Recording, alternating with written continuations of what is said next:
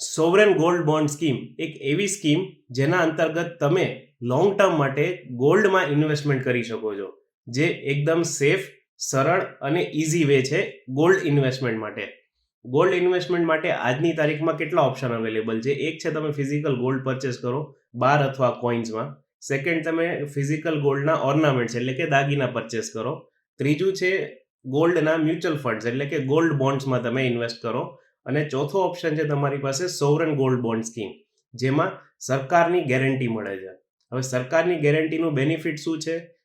By default તમે આમાંથી કોઈ પણ જગ્યાએ ઇન્વેસ્ટ કરો, ફિઝિકલ લ્યો, મ્યુચ્યુઅલ ફંડમાં લ્યો, તો તમારા પૈસા ક્યારે બી વયા નથી જવાના. ઇન ધ સેન્સ કે કોઈ કંપની ફ્રોડ નથી કરવાની. પણ તે છતાંય સોવરન ગોલ્ડ બોન્ડ સ્કીમનો બેનિફિટ એ છે કે જે તમે ગોલ્ડમાં ઇન્વેસ્ટમેન્ટ એસજીબી એટલે sovereign gold bond through invest કરો છો, એમાં તમને એડિશનલી 2.5% વાર્ષિક વ્યાજ બી મળે છે. એટલે કે તમે 1 લાખ રૂપિયા ઇન્વેસ્ટ કરો તો વર્ષના 2,500 રૂપિયા તમને સરકાર સામેથી આપે છે 8 વર્ષ સુધી. જે સોવરન ગોલ્ડ બોન્ડમાં તમે ઇન્વેસ્ટ કરો છો એ બોન્ડ 8 વર્ષ પછી ઓટો મેચ્યોર થશે. 8 વર્ષ પછી જે તે સમયે માર્કેટ રેટ હશે ગોલ્ડનો, એ રેટથી તમને પૈસા તમારા બેંકમાં આવી જશે અને જે ગોલ્ડ બોન્ડ તમારા ડીમેટ અકાઉન્ટમાં હશે એ પાછા વયા જશે. 2015માં મોદી સરકારે એવો નિર્ણય લીધો કે આપણો જે ગોલ્ડનો ઇમ્પોર્ટ છે એ આપણે ઘટાડવો છે. રીઝન બિંગ, ગોલ્ડ આજની તારીખમાં આપણા ઇન્ડિયામાં જેટલા બી લોકો પરચેસ કરે છે, મોસ્ટલી ઇન્વેસ્ટમેન્ટ કેસમાં પરચેસ થાય છે. ઇવન દાગીના બી જો પહેરવા માટે પરચેસ થતા હોય તો વર્ષમાં 5-7 દિવસ જ એનો પહેરવા માટેનો ઉપયોગ થતો હોય. બાકી આખો વર્ષ એ કાં લોકરમાં પડ્યા હોય છે અને કાં તો કબાટમાં પડ્યા હોય છે. એટલે એનાથી શું થાય છે, 97% ઓફ ગોલ્ડ આપણે ઇંગ્લેન્ડ અને ફોરેન કન્ટ્રીઝમાંથી ઇમ્પોર્ટ કરીએ છીએ, જેથી આપણો જે કરન્સી છે એ બહારે જાય છે.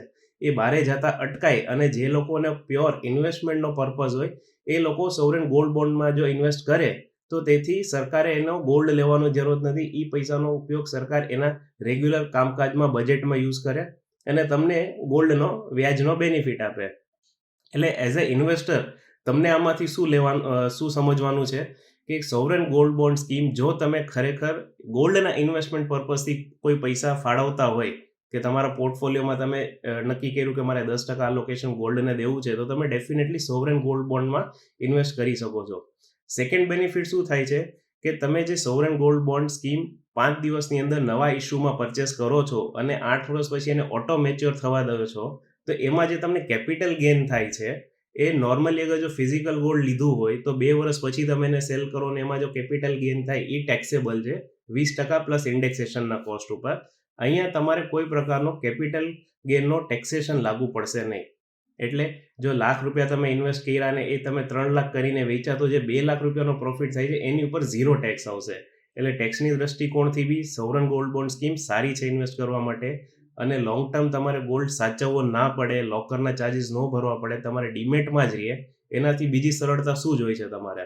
અને બીજો કોઈ પણ વે એવો નથી કે તમે ગોલ્ડમાં ઇન્વેસ્ટ કરો અને સામેવાળી પાર્ટી તમને એનો વ્યાજ આપે.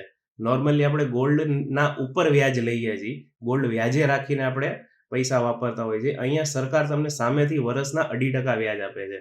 મેઇન વસ્તુ આમાં સમજવાની શું છે કે જ્યારે સોવરન ગોલ્ડ બોન્ડની સ્કીમ આવે ત્યારે 5 દિવસનો એનો સબસ્ક્રિપ્શન પીરિયડ હોય છે, જેમ આઈપીઓ હોય છે એવી રીતે. એ 5 દિવસની અંદર તમારે પર ગ્રામના લેખે મિનિમમ 1 ગ્રામને મેક્સિમમ 4 કિલો સુધી તમે પરચેસ કરી શકો છો. 5 દિવસની અંદર તમે જે પૈસા એને આપ્યા છે એ 8 અથવા 9મા દિવસે તમને ડીમેટ અકાઉન્ટમાં ગોલ્ડ બોન્ડ તમને ક્રેડિટ આપી દેશે અને એ ગોલ્ડ બોન્ડ 8 વર્ષ પછી ઓટો મેચ્યોર થશે અને સરકાર એને પાછા લઈ લેશે અને જે તે સમયે જે રેટ ચાલતો હશે એ રેટથી તમને પૈસા પાછા આપી દેશે. આ કોમન સ્કીમ છે. જો તમે પ્યોર ગોલ્ડના ઇન્વેસ્ટમેન્ટના દ્રષ્ટિકોણથી જોતા હોય, બરાબર, તો તમારે આ ડેફિનેટલી ઇન્વેસ્ટ કરવા જેવું છે. એમાં તમે કેવી રીતે ઇન્વેસ્ટ કરી શકો છો એનો મેં ટ્યુટોરિયલ વિડીયો ઓલરેડી બનાવી દીધો છે, તમે મારા યુટ્યુબ ચેનલ ઉપર જોઈ શકો છો. બીજી ઇન્ફોર્મેશન જાણવા માટે મારી YouTube channel Sumit Motwani CFP ને ડેફિનેટલી સબસ્ક્રાઇબ કરજો. Thank you.